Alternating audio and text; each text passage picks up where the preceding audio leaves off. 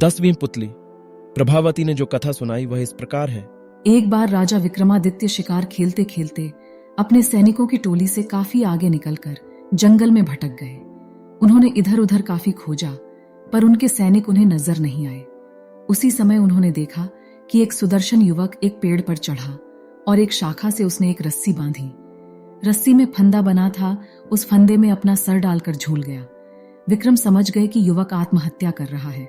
उन्होंने युवक को नीचे से सहारा देकर फंदा उसके गले से निकाला तथा उसे डांटा कि आत्महत्या न सिर्फ पाप और कायरता है, बल्कि अपराध भी है।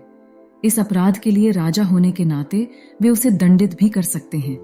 युवक उनकी रोबीली आवाज तथा वेशभूषा से ही समझ गया कि वे राजा है, इसलिए भयभीत हो गया। राजा ने उसकी गर्दन सहलाते हुए कहा कि वह एक स्वस्थ और बलशाली युवक है, फिर जीवन से निराश क्यों हो गया? अपनी मेहनत के बल पर वह आजीविका की तलाश कर सकता है। उस युवक ने उन्हें बताया कि उसकी निराशा का कारण जीविकोपार्जन नहीं है और वह विपन्नता से निराश होकर आत्महत्या का प्रयास नहीं कर रहा था।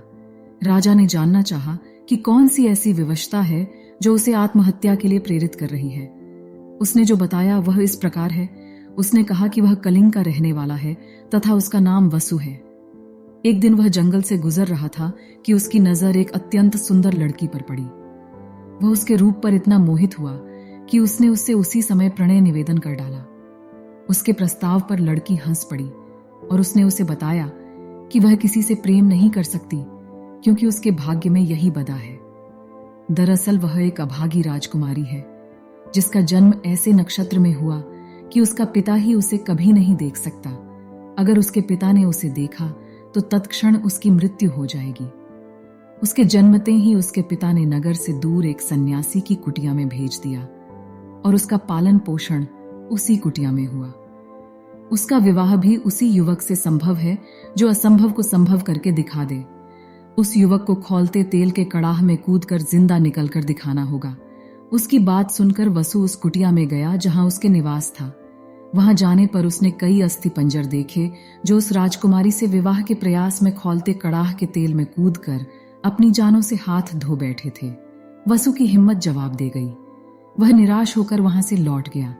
उसने उसे भुलाने की लाख कोशिश की, पर उसका रूप सोते जागते, उठते बैठते हर वक्त आंखों के सामने आ जाता है। उसकी नींद उड़ गई है। उसे खाना पीना नहीं अच्छा लगता है।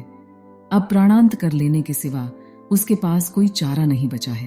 विक्रम ने उसे समझाना चाहा कि उस राजकुमारी को पाना सचमुच असंभव है, इसलिए वह उसे भूलकर किसी और को जीवन संगिनी बना ले, लेकिन युवक नहीं माना।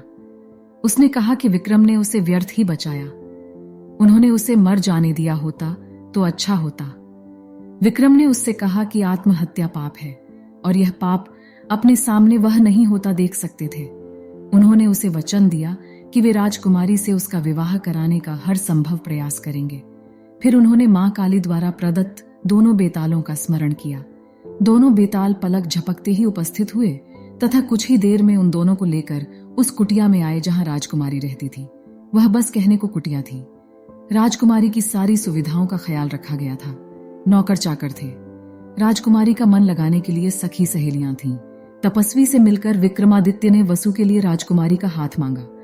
तपस्वी ने राजा विक्रमादित्य का परिचय पाकर कहा कि अपने प्राण वह राजा को सरलता से अर्पित कर सकता है, पर राजकुमारी का हाथ उसी युवक को देगा जो खौलते तेल से सकुशल निकल आए। तो किसी अन्य के लिए राजकुमारी का हाथ मांग सकता है या नहीं? इस पर तपस्वी ने कहा कि बस यह शर्त पूरी होनी चाहिए। वह अपने लिए हाथ मांग रहा है या किसी अन्य के लिए, यह बात मायने नहीं रखती है। उसने राजा को विश्वास दिलाने की कोशिश की कि इस राजकुमारी को कुंवारी ही रहना पड़ेगा। जब विक्रम ने उसे बताया कि वे खुद ही इस युवक के हेतु कड़ाह में कूदने को तैयार हैं, तो तपस्वी का मुंह विस्मय से खुला रहा गया। वे बात ही कर रहे थे कि राजकुमारी अपनी सहेलियों के साथ वहां आई। वह सचमुच अप्सराओं से भी ज्यादा सुंदर थी। अगर युवकों ने खौलते कड़ाह में कूदकर प्राण गंवाए तो कोई गलत काम नहीं किया। विक्रम ने तपस्वी से कहकर कड़ाह भर तेल की व्यवस्था करवाई। जब तेल एकदम खौलने लगा तो मां काली को स्मरण कर विक्रम तेल में कूद गए। खौलते तेल में कूदते ही उनके प्राण निकल गए और शरीर भुनकर स्याह हो गया। मां काली को उन पर दया आ गई और उन्होंने बेतालों को विक्रम को जीवित करने की आज्ञा दी। बेतालों ने अमृत की बूंदें उनके मुंह में डालकर उन्हें जिंदा कर दिया। जीवित होते ही उन्होंने वसु के लिए राजकुमारी का हाथ मांगा। राजकुमारी के पिता को खबर भेज दी गई और दोनों का विवाह धूमधाम से संपन्न हुआ।